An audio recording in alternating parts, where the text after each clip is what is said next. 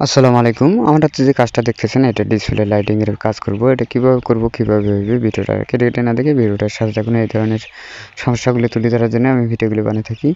আমি ডিসপ্লেটা আলাদা করে নিচ্ছি, আলাদা করে নিয়ে লাইনটি জাম্পার করে দেব। কিভাবে দেব, কিভাবে হবে ভিডিওটা সাথে থাকবেন। এই ধরনের সমস্যাগুলো তুলে ধরার জন্য আমি ভিডিওগুলো বানিয়ে থাকি, যাতে ভিডিওগুলি দেখে আপনারা কি শিখতে পারেন, বুঝতে পারেন, তার উদ্দেশ্য করে বানিয়ে থাকি।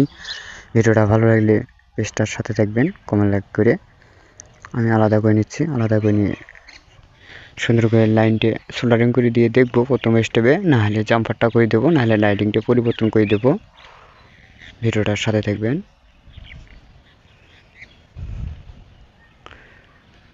ডিসপ্লে লাইটিংটি সুন্দর করে সোল্ডারিং করে দিচ্ছি।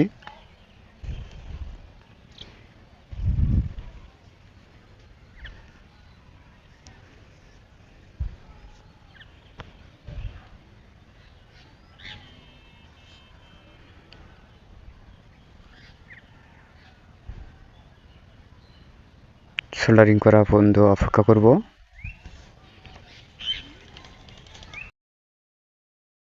কল দিলে ভাইব্রেটর মারতেছে, অথচ ডিসপ্লের মধ্যে আলো আসতেছে না। নাহলে ডিসপ্লেটা পাট পাট করে খুলবো, খুলে লাইটিংটা পরিবর্তন করে দেবো। প্রথম স্টেপে আমি দেখতেছি কাজটা করে হবে কি না, সেটাও আপনাদেরকে দেখাচ্ছি। জাম্পারটা দিচ্ছি।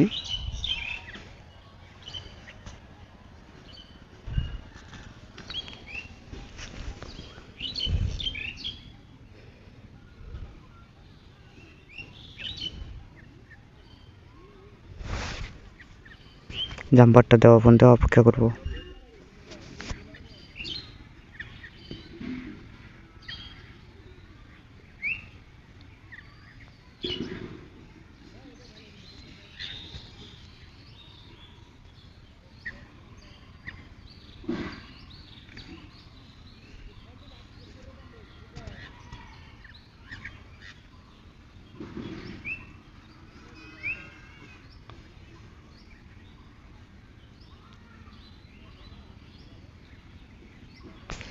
জাম্পারটা দেওয়া শেষ হলে আমি ডিসপ্লেটা আবার নতুন করে মাদারবোর্ডের মধ্যে তুলিয়ে ব্যাটারির সংযোগ দিয়ে আপনাদেরকে দেখাচ্ছি কাজটা হলো কি না, সেটাও আপনাদেরকে দেখাবো।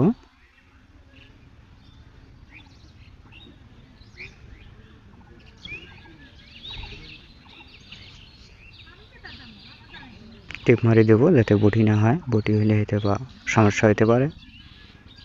আমি টেপ মারি নিচ্ছি, টেপ মারি নিয়ে ফিটিং করে আপনাদেরকে দেখাচ্ছি মোবাইল ফোনটার ডিসপ্লের ঠিকঠাক মতন গ্রাফিক্সটা আসছে কিনা।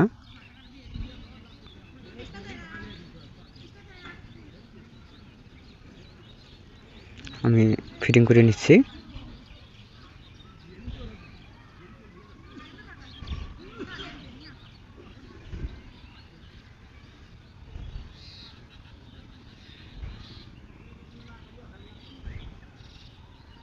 আলহামদুলিল্লাহ কাজটা হয়ে গেছে।